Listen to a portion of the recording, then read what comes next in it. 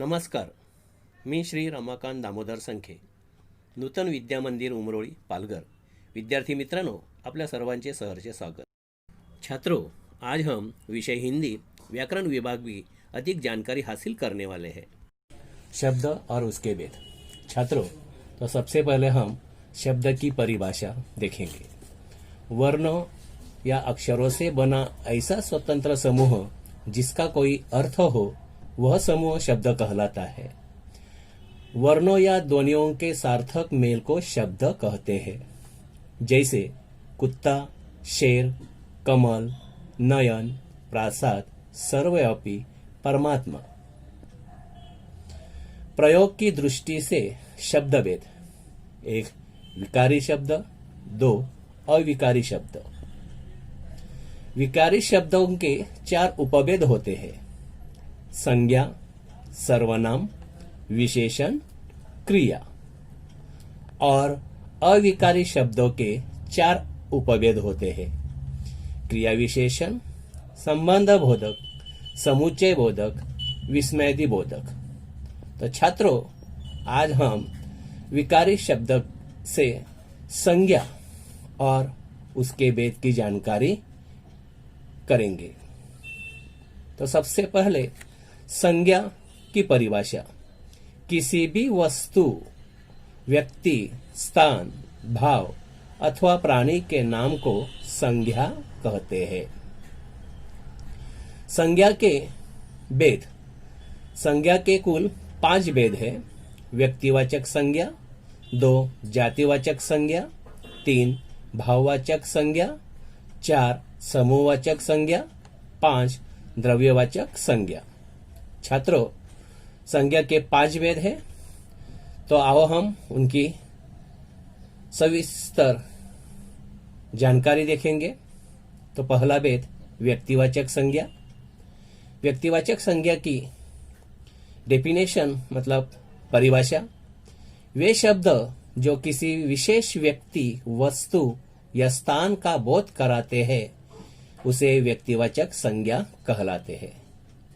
जैसे राम, बिल्ली, कुर्सी, गंगा, हिमालय आदि ये व्यक्तिवाचक संज्ञा है. व्यक्तिवाचक संज्ञा के वाक्य प्रयोग. 1. रामू यह गठरी देखना. हमने हिंदी में बातचीत की है. ये 2 वाक्यों में रामू यह गठरी देखना, रामू यह व्यक्ति का नाम है, तो ये व्यक्ति क्या हुई? व्यक्तिवाचक संज्ञा.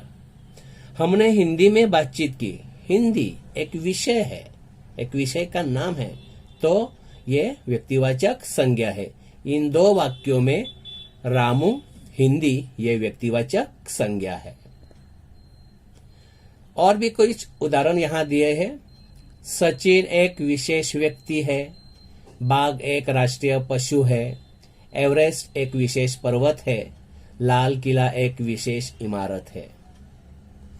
संज्ञा का दूसरा भेद जातिवाचक संज्ञा. उसकी डेफिनेशन या उसके परिभाषा भी कहते हैं: वे शब्द जो किसी व्यक्ति, वस्तु व स्थान की संपूर्ण जाति का बोध कराए, उन्हें जातिवाचक संज्ञा कहा जाता है.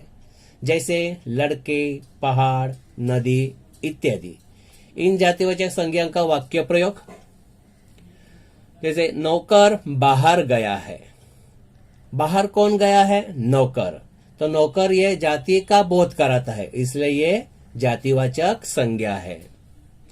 वहां एक अध्यापक बैठा हुआ था. वहां कौन बैठा हुआ है? अध्यापक. यानी अध्यापक यानी जाति का बोध कराता है, तो अध्यापक ये जातिवाचक संज्ञा है.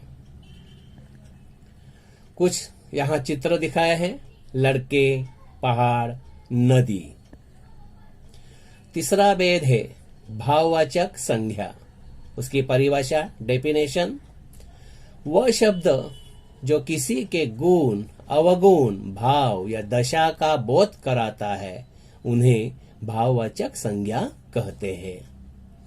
जैसे स्नेह, बल, हरियाली, मित्रता आदि कई भाववाचक संज्ञा के उदाहरण हैं। उनका वाक्य प्रयोग, बुढ़ापे के कारण वह नहीं चल सकता।